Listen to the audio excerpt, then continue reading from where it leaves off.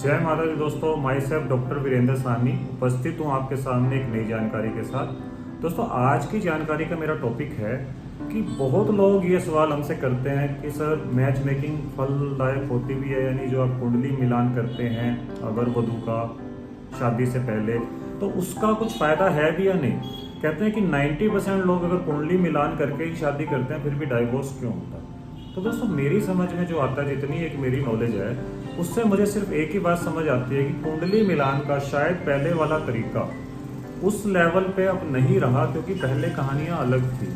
पहले अलग सर्कमस्टांसिस थे, उन हिसाब से गुण मिलान किया जाता था कि इतने में से इतने गुण मिल गए तो आपका काम हो जाएगा और शादी हो जाएगी। लेकिन दोस्तों, आज का ज़माना कुछ और है। आज बहुत सारे एडिड फ्लेवर हो चुके हैं, नए नए फैक्टर्स हमें देखने पड़ रहे हैं।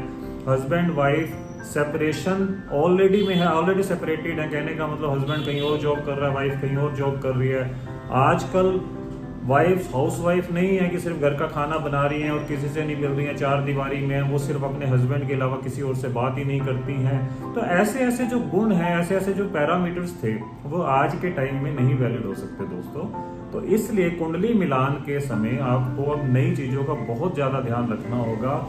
मांगलिक है लड़की, लड़का नॉन मांगलिक है, या लड़का मांगलिक है लड़की नॉन मांगलिक है, ये है वो है, ऐसी ऐसी चीज़ों पे अब आपको नहीं पढ़ना।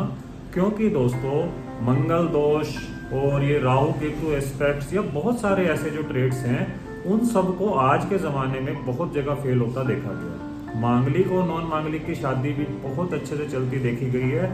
डिस्पाइट आपको सिर्फ करना क्या है कि आपको प्लैनेट्स की एनर्जी के हिसाब से काम करना है, तब आप धोखा नहीं खाएं। और अगर आपकी कुंडली मिल रही है, आपस में कुंडली मिलान हो गया, बड़े अच्छे गुण मिल गए, तब भी अगर हस्बैंड वाइफ प्लैनेट्स की एनर्जी के अगेंस्ट काम कर रहे हैं तो शादी तब भी नहीं चलती। करना क्या है, मैं आपको एक छोटा सा सूत्र दे रहा हूं। अगर आप लोग कुंडली के थोड़े बहुत भी ज्ञाता हैं तो सुनिएगा इसको।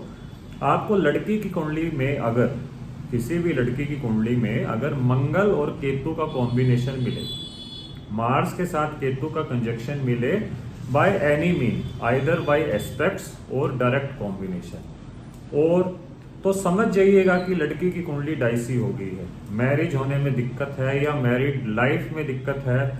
इस चीज को कंफर्म करने के लिए जो लड़के की कुंडली होगी, उसमें आपको देखना है कि जो लड़के का मार्स है, लड़के की कुंडली में जो मार्स की प्लेसमेंट है और प्लस जो शुक्र की प्लेसमेंट है, क्या वो जुपिटर से प्रोटेक्टेड हैं, क्या उनके साथ जुपिटर हैं, या क्या उन पे जुपिटर की दृष्टि पड़ रही है। अगर ऐसा है तो समझ लीजिएगा ये मैरिज रिकमेंडेड है। मार्स केतु होते हुए भी लड़की की शादी बड़ी अच्छी चल रही है। ऐसे ही एक दूसरा फार्मूला, अगर लड़के की कुंडली में शुक्र और केतु का कॉम्बिनेशन है और तो समझ जाइएगा मैरिज या मैरिड लाइफ में दिक्कत। लेकिन ऑन द सेम नोट, अगर लड़की की कुंडली में शुक्र या मंगल जुपिटर के साथ हैं या जुपिटर से प्रोटेक्टेड हैं तो ये शादी चल जाएगी दोस्तों। ऐसे ही मांगलिक नॉन मांगलिक के केसेस में बहुत सारे फैक्टर्स हैं जिनमें आप बहुत सारे डूज एंड डोंट और भी देख सकते हैं। इस फैक्टर को ही बेस मत मानिएगा कि मांगलिक की शादी नॉन मांगलिक से नहीं हो सकती है, बशर्ते कि और फैक्टर्स जो हैं कुंडली में वो सपोर्ट करते हैं। लेकिन दोस्तों, मेरी आपको नेक सलाह है, जब भी शादी करनी हो आपके अपने बच्चों की, नियर एंड डियर वंस की या खुद की, तो आपको कुंडली मिलान करना है, लेकिन नए नजरिए से करना है।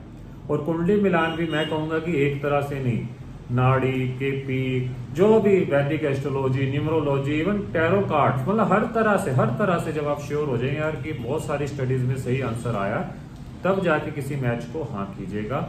लेकिन अगर आपकी कुंडली नहीं मिल रही है, मिलान नहीं हो रहा है और फिर भी आप शादी करने के लिए पॉजिटिव है किसी से, तो दोस्तों रेमेडीज जरूर कीजिएगा। अपनी लाइफ आपकी है, इसे ब्लाइंडली मत चलिएगा। ब्लाइंड चलेंगे तो एक्सीडेंट होगा तो उसके बाद हमें नहीं पता कि एक्सीडेंट के बाद का लाइफ कैसा होगा। तो आशा है आपको ये जानकारी पसंद आई होगी। जल्दी ही मिलेंगे दोस्तों एक नई जानकारी के साथ। जय माता दी।